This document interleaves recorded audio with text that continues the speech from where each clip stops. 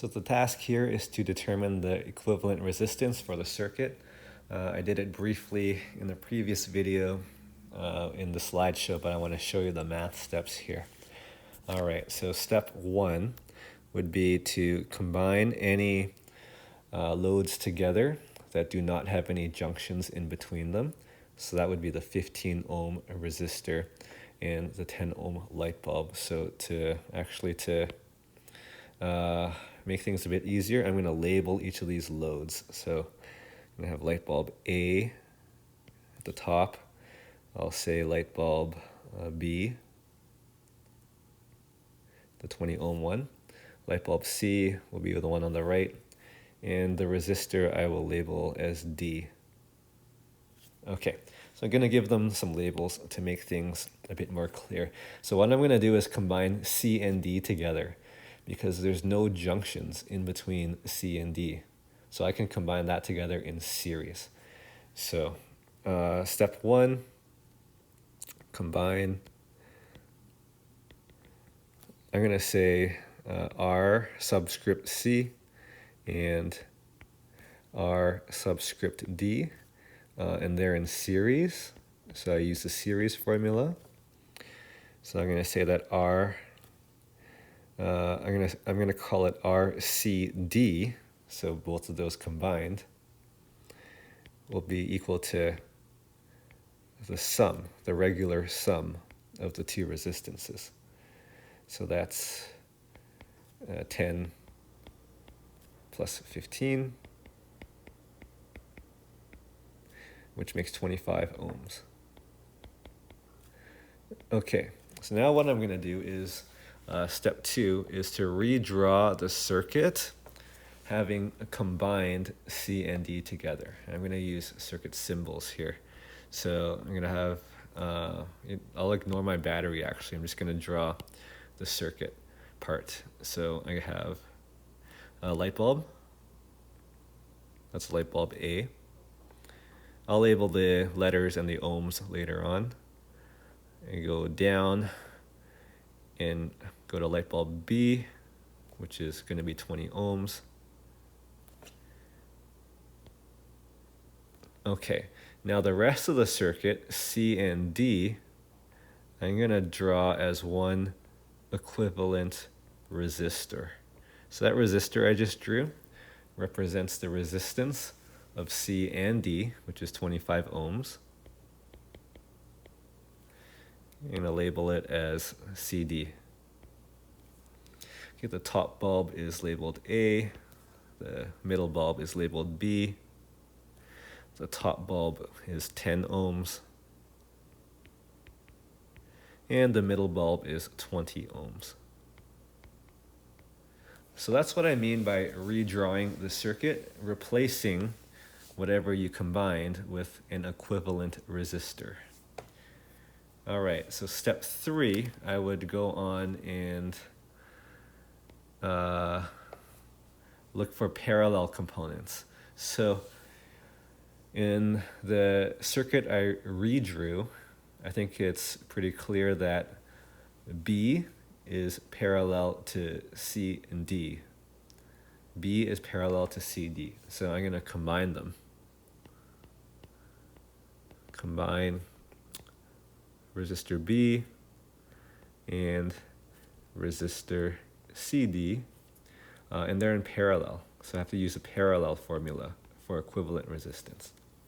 That would be the one with reciprocals. So 1 over R. Now I'm going to call this BCD. So that's those three resistors combined together equals 1 over resistor B plus 1 over resistor CD. So that's the formula for equivalent resistance when the resistors are in parallel.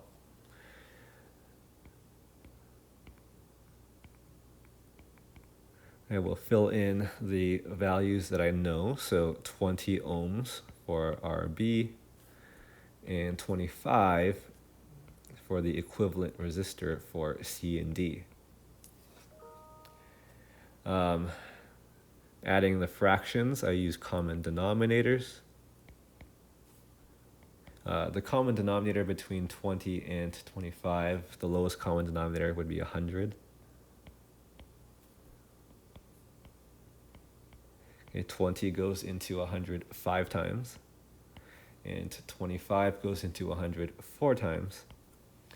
So 5 over 100 plus 4 over 100 makes 9 over 100. And then to get the value of R, B, C, D, I take the reciprocal of both sides. So the reciprocal of 9 over 100 is 100 over 9 ohms. So sometimes I'll leave it in fractions if I know I have a lot more steps to do, and I leave it in fractions to have a more accurate answer. But there's not that many more steps, so I'm going to put it into a decimal, which will be 11.1 repeated.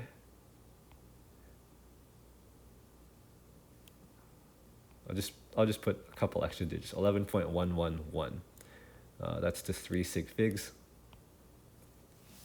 ohms. All right, so that's R, B, C, D. So I'm going to redraw my circuit again. So I've still got bulb A there. I haven't used that yet. But now B and CD have been combined together. So I'm going to redraw that as one equivalent resistor, labeled as, of 11.1 ohms, labeled as BCD. All three of those have been combined to make 11.1 ohms. Bulb A, label that, and write down the 10 ohms for it. Okay, so the point is the circuit, as you do each step and you redraw the circuit each time, it shrinks. It gets smaller and smaller until we get to our final step, which will be now. So what's left over is simply two loads now, 10 ohms and 11.1 ohms that are in series.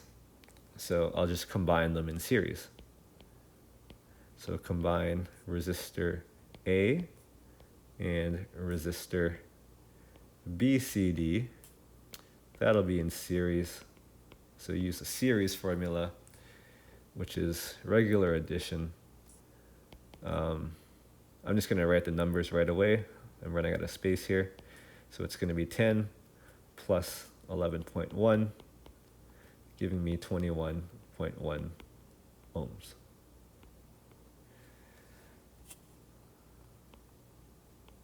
All right, so those are the steps for calculating equivalent resistance. And I'm going to just squeeze into this little tiny space here. I'm going to calculate the current that would be through the battery.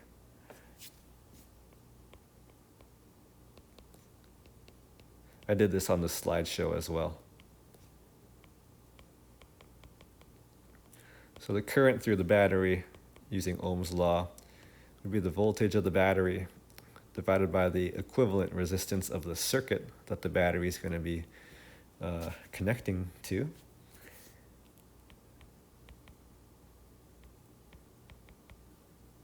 And 19 divided by 21.1 is 0.90 amps. All right, so that's equivalent resistance. And then I'm also going to show the circuit puzzle. So I connected the circuit, and you'll see in the picture that the current correctly reads 0.90 amps. So I filled in the table with everything that I know and everything that I've already calculated. We got to get the rest of the blanks. So the rest of the blanks will be obtained using KVR, KCR, and Ohm's law.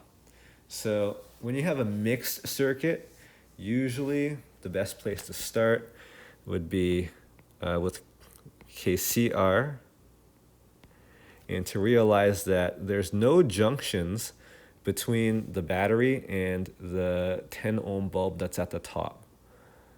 Okay, so there are no junctions between battery and the top bulb. So therefore they have the same current. Okay, current splits up at junctions or combines together at junctions. So there's no junctions in between those two. They have the same current.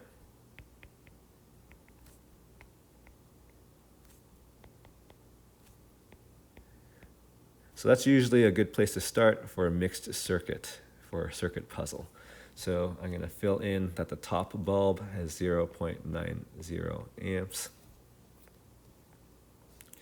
All right, so that 0.90 amps, I'll just draw it in yellow. The 0.90 amps goes into the first junction and splits up. We don't know how it splits though, okay? It's not going to be 50-50. We'll have to calculate it later. Okay, the next place I'm going to go is Ohm's law, because now that I filled in that number, I look at the row for the top bulb, and I see that I have 2 values known out of 3. So I can get the third value quickly using Ohm's law. So Ohm's law for the top bulb. Isolate that formula for voltage. That would be resistance times current. So that's 10 ohms times 0.9, giving me 9 volts. So the voltage across the top light bulb is 9 volts, though it's really negative 9 volts because voltage drops across the load. All right. After I've calculated the voltage of this bulb, I'm going to put it in a diagram, negative 9 volts. So that's negative 9 volts. Now I'm going to look at loop 1, like the inside loop, and apply kVr. I'll say inside loop. So the kVr, the voltage rule, says that the voltage gain of 19 volts in the battery must be balanced by the voltage drop in each loop. So looking at the inside loop, there's only 2 bulbs in the inside loop. One of them is negative 9 volts that we just calculated. So the other one has to be negative 10 volts. So that together they make negative 19 volts to balance out the positive 19 volts. I'll just write that down.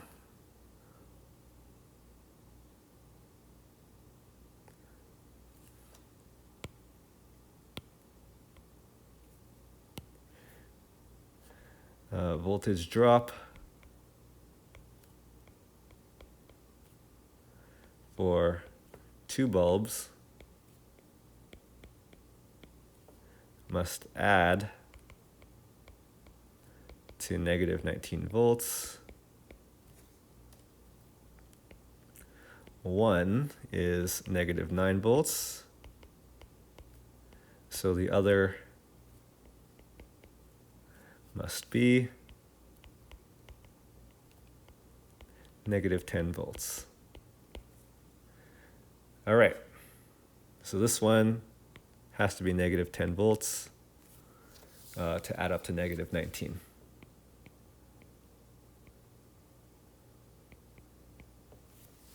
Okay, then after I filled in that number, I'm going to write it a bit more neatly.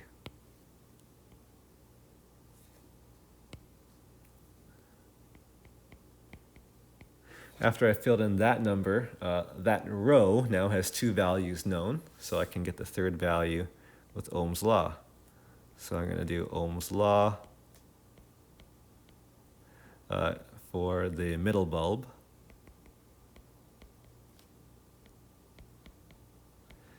Solving for I, current equals voltage over resistance.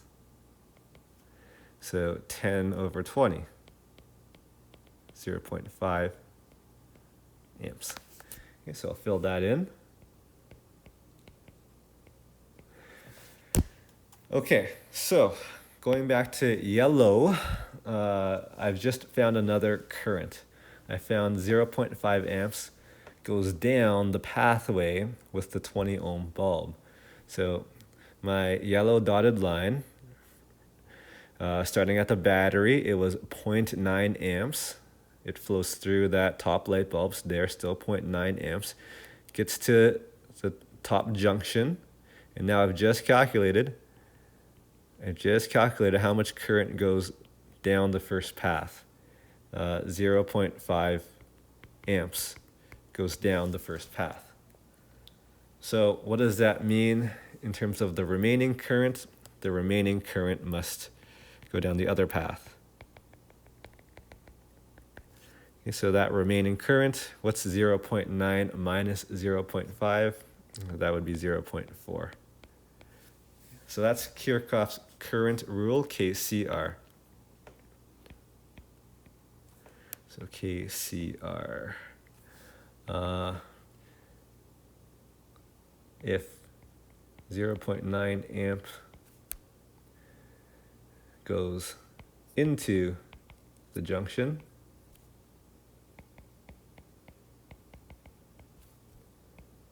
and 0.5 amps goes out one path, then 0.4 amps must go out the other path.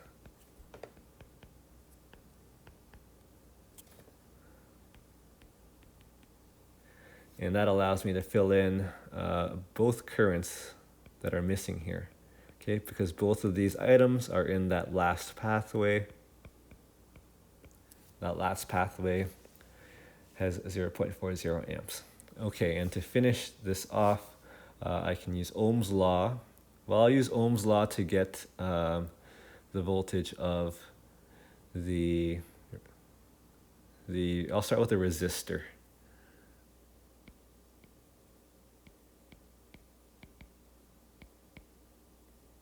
Ohm's law for the resistor.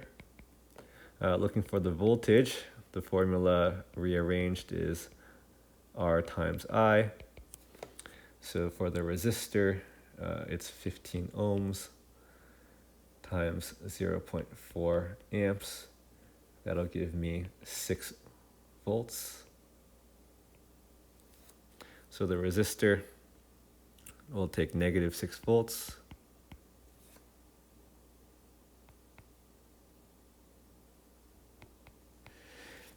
That leaves me with the resistor of the last light bulb. Now there's two ways I can calculate this. I can calculate it with Ohm's law again. Resistance times current. That would be 10 times 0.4, which is 4 volts. Or I can use KVR and look at the outside pathway.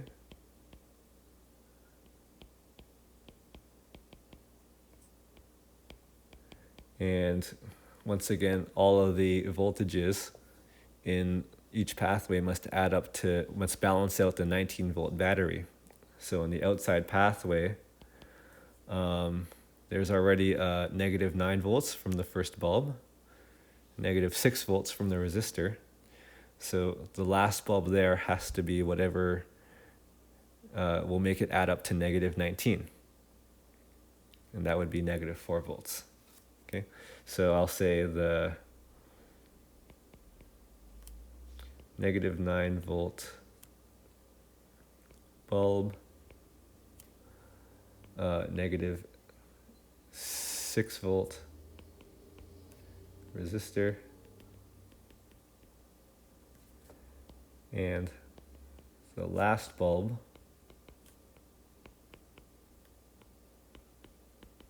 must add to negative 19. So the last bulb must be negative 4 volts.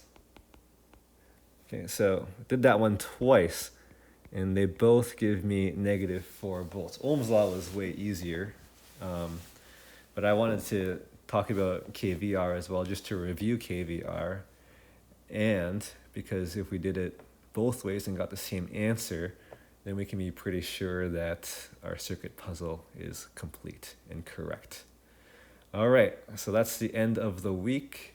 I'll give you a few practice questions for this. There's no problem set because all the videos were really long this week. But next week, I'll try to have some shorter lessons and you can spend more time doing the problem set.